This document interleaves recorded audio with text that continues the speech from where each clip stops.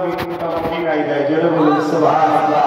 আল্লাহ নবীর উম্মতকে ভালো করে তোমরাও দোয়া চাইবে আল্লাহ যেন মদিনায় মৃত্যু দেয়। আর যদি মদিনায় আসতে নাও পারো, থাকতে যদি নাও পারো, মদিনায় একটা খেজুর গাছ বেঁচে দেবে, কিন্তু সম্পর্ক তৈরি করো জোরে বলুন সুবহানাল্লাহ। কেন? আল্লাহ নবী বললেন মদিনা হলো আমার প্রতিবেশী, আমি এদেরকে সাথে করে নিয়ে ময়দানে বলবো জোরে বলুন সুবহানাল্লাহ। আল্লাহ নবী আরো বলেছেন বুখারীর হাদিস হযরত আবু সাঈদ খুদরি, হযরত আবু হুরায়রা, হযরত আনাস, অনেক হাদিস অনেক সাহাবা থেকে রওয়ায়াত কি যে আমার মদিনাকে হামলা করার ষড়যন্ত্র করে, হামলা করেনি, ছক করেছে শুধু।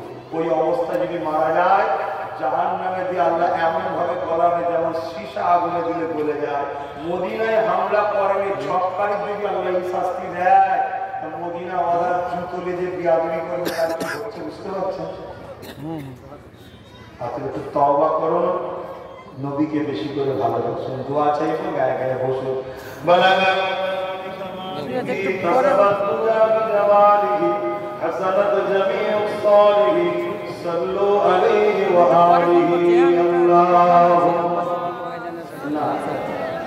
লোকাল পানি এসে পড়বো, এই পানি পড়বো না, লোকাল পানি আসবে। হ্যাঁ তুমি কোন থেকে আসো? বন্ধ বন্ধ বন্ধ